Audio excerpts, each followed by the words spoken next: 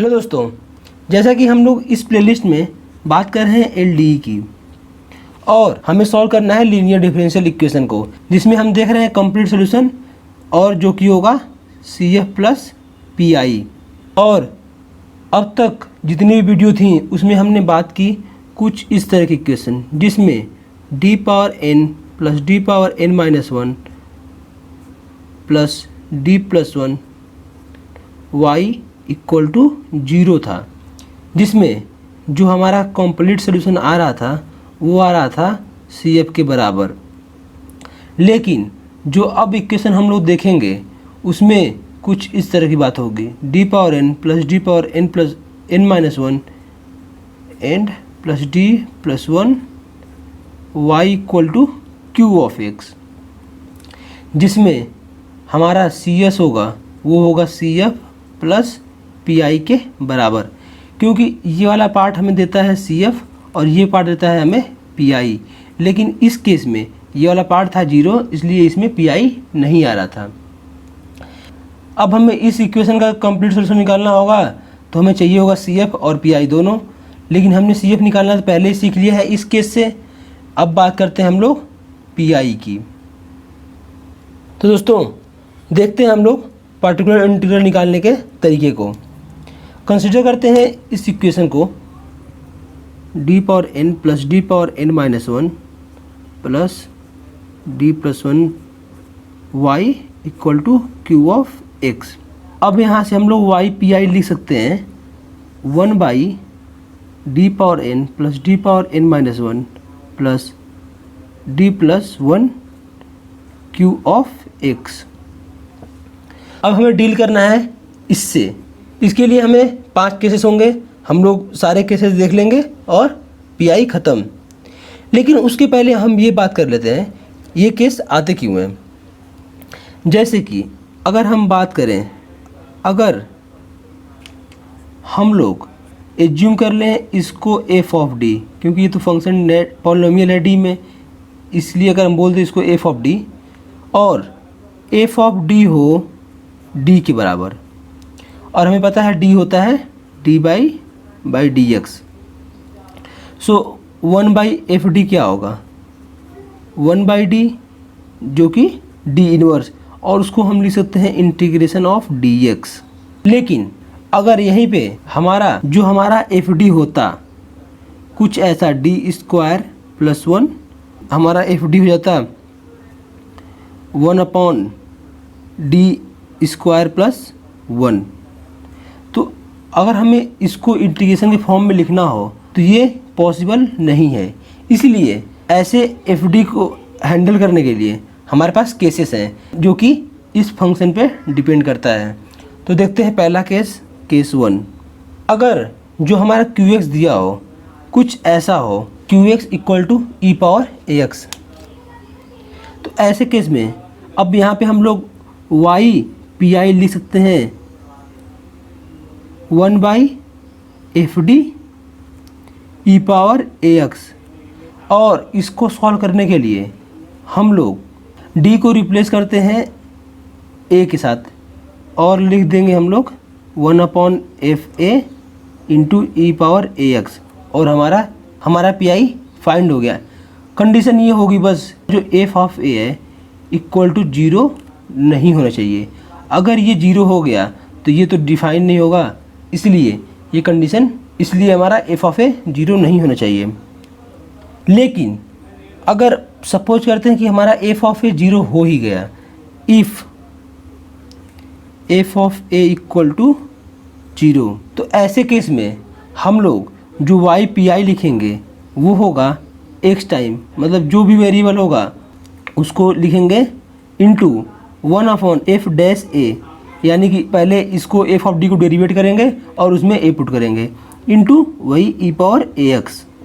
अब फिर यहाँ पे कंडीशन ये होगी f'(a) नॉट इक्वल टू 0, क्योंकि अगर यहाँ पे भी अगर f'(a) 0 हुआ तो ये डिफाइन नहीं होगा, इसलिए हमारा PI फाइंड नहीं हो पाएगा। अगर मैं बात करूँ फिर से कि अगर f'(a) भी 0 हो गया तो हम लोग y/PI अब क्या लिखेंगे। अगर f' 0 हो गया, जब हमारा f 0 हुआ था एक x बार आया था, अगर एफ डैश 0 हुआ तो हमारा वाई पी आई जो होगा वो होगा एक्स स्क्वायर, यानी कि इसमें एक और एक्स आएगा और हम लोग यहाँ लिखेंगे एफ डबल डैश ए, यानी कि हम लोग इसको 2 बार डिफ्रेंशिएट करेंगे और ए पुट करेंगे। अगर एफ डैश ए 0 है इंटू वही हमारा function E power A X, और इसमें फिर से कंडीशन यही होगी F dash A not equal to 0।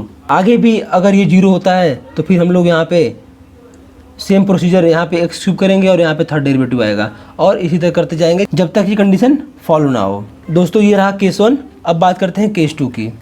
Case 2 है जब हमारा function Q X equal to हो sine A X plus B या फिर Q X equal to cos A X plus B. तो यहाँ पे हम लोग लिख सकते हैं Y P I equal to 1/एफ D sine A X plus B या फिर 1/एफ D cos A X plus B. ऐसे केस में जैसे कि हमने पिछले केस में डी को रिप्लेस किया था ए से, इस केस में हम लोग रिप्लेस करेंगे डी स्क्वायर को माइनस ए स्क्वायर से, यानी कि हम लोग वाई पी आई को लिखेंगे 1/एफ D square sine A X plus B और डी स्क्वायर को रिप्लेस कर देंगे 1/ माइनस ए स्क्वायर से और फंक्शन हमारा sign A X plus B. और सिमिलरली कॉस के लिए भी यही करेंगे 1/एफ minus A square cos A X plus B. और यहाँ पे भी हमारी कंडीशन आएगी कि एफ माइनस ए स्क्वायर 0 ना हो, क्योंकि यहाँ पे भी डिफाइन नहीं हो पाएगा अगर F of minus A square 0 हो गया। सो अगर मैं बात करूँ फिर से वही, if F of minus A square equal to 0, अगर ये 0 होता है उस केस में अब हम लोग लिखेंगे Y P I equal to X time जो हमारा वेरिएबल है वो इंटू 1/एफ डैश माइनस ए स्क्वायर, यानी कि पहले हम लोग हमारा जो एफ डी स्क्वायर होगा उसको हम लोग पहले डिफ्रेंशिएट करेंगे और देन उसके बाद हम लोग डी स्क्वायर को माइनस ए स्क्वायर से रिप्लेस करेंगे और हमारा वही function sine A X plus B. और कॉस के केस में क्या होगा, बस सेम वैसा ही कुछ और function cos A X plus B. यहाँ पे भी कंडीशन आएगी कि F dash minus A square 0 ना हो, लेकिन अगर F dash minus A square भी 0 हो गया तो सिमिलरली इस तरह यहाँ पे जो पी आई लिखेंगे वहाँ हो जाएगा एक्स की जगह पे एक्स स्क्वायर और फर्स्ट डेरिवेटिव जगह पे double derivative function as it is. Similarly cos के लिए भी, और फिर यहाँ पे कंडीशन बन जाएगी F double dash minus A square not equal to 0।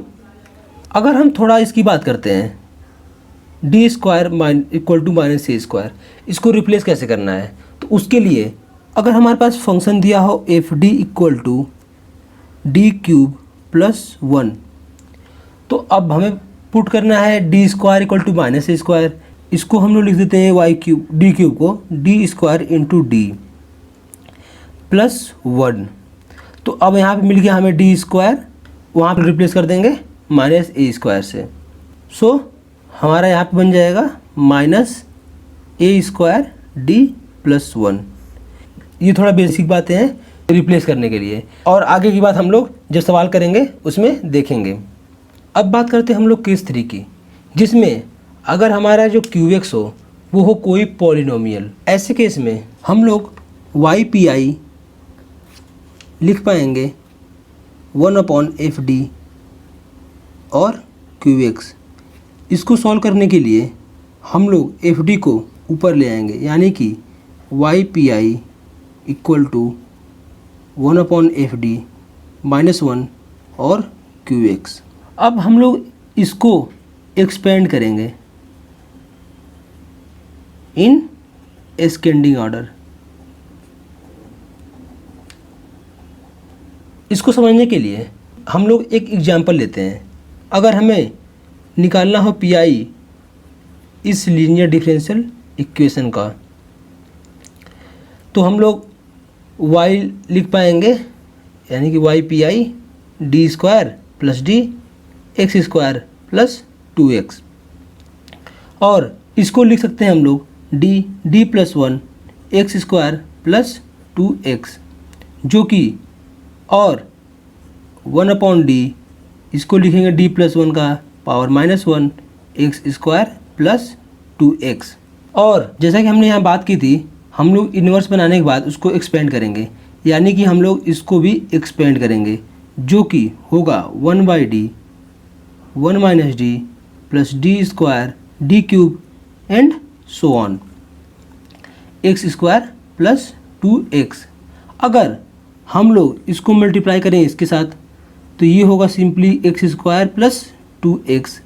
लेकिन अगर हम लोग इसको मल्टीप्लाई करेंगे इसके साथ, तो ये लिखा है d, और d होता है dy/dx, यानी कि इसका डिफरेंशिएशन, यानी कि माइनस टाइम 2x प्लस 2। उसके बाद जब हम लोग यहाँ आएंगे तो ये इसका मतलब होता है डबल डेरिवेटिव करेंगे इसका, तो ये होगा 2। लेकिन आगे थर्ड डेरिवेटिव होगा 0, और उसके आगे जितने डेरिवेटिव हैं वो होंगे सारे 0, यानी कि हमारा ये वाला पोर्शन सॉल्व हो गया। अब बात रहती है इसकी, ये लिखा है 1/d, और हमें पता है अच्छे से, इसको हम लिख सकते हैं एक्स स्क्वायर 2x - 2x - 2 + 2। ये तो सॉल्व करेंगे तो ये तो कैंसिल हो जाएगा, और dx, यानी कि मेन चीज़ हमारा था 1/dx को हम लोग इंटीग्रेशन dx लिखते हैं, और यहाँ से हम लोग अपना आंसर फाइंड कर लेंगे। केस 3 में जब हमारा क्यूएक्स पॉलिनोमियल होगा, उसमें हमारी अप्रोच कुछ ऐसे होगी। अब बात करते हैं केस 4 की। अगर हमारा जो क्यूएक्स हो e⁴ इंटू कोई भी फंक्शन v हो, तो ऐसे केस हम लोग पी लिख पाएंगे 1/fd e⁴ इंटू v, और इसको हम लोग लिख सकते हैं e⁴ को बाहर निकाल सकते हैं अगर हम लोग f(d) को रिप्लेस कर दें f(d + a) से, और हमारा बचता है v। जो हमारा v होगा उसको हम देख लेंगे कि ये किस केस का फंक्शन है, और उसके अकॉर्डिंग इसको सॉल्व कर लेंगे। केस 4 में हमें इतना ही करना है। सो ये बात रही केस 4 की। अब बात करते हैं केस 5 की। qx is any function of x, यानी कि इस केस में हम लोग उस फंक्शन की बात करेंगे, यानी कि उस qx की बात करेंगे जिसमें हमारा कोई भी फंक्शन हो, यानी कि हम लोग जनरल केस की बात कर रहे हैं। ऐसे केस को समझने के लिए हम लोग एक सवाल करेंगे और उसकी हेल्प से समझ लेंगे। अगर हमारे पास क्वेश्चन दिया हो d² + 3d + 2y = 10x। अब 10x तो हमारे पास जो हमने केस पढ़ा उसमें 10x वाला तो कोई चीज़ सीन था नहीं, इसलिए इसको सॉल्व करने के लिए तो हम लोग यहाँ से इसका पी लिख सकते हैं 1/d² 3d + 2 10x। अब इसको सॉल्व करने के लिए हम इसको कन्वर्ट करते हैं पहले पार्शियल फैक्टर के फॉर्म में। हम इसको लिख सकते हैं 1/d² + 3d + 2 = a/, इसके फैक्टर होंगे d + 1 और d + 2। अब यहाँ से हम लोग d की वैल्यू कुछ पुट करेंगे और a और b फाइंड कर लेंगे। तो अगर हम लोग देखें इसमें a की वैल्यू आएगी 1 और b की वैल्यू आएगी -1। इसको इसके फॉर्म में रिप्लेस करते हैं, तो जो हमारा y पी आई होगा ये होगा 1/d + 1 + 1/d + 2, और यहाँ माइनस हो जाएगा 10x। इसको मल्टीप्लाई करते हैं d + 1 10x - d + 2 10x। अब इसके बाद हमें एक फॉर्मूले की ज़रूरत पड़ेगी जो कि है 1/d - a qx, और जो कि होता है e⁴ax, यानी कि हमारे पास जो भी यहाँ a होगा d - a है, तो यहाँ पे जो a होगा उसको e⁴x लिखेंगे और इंटीग्रेट करेंगे qx into E power minus A x D x.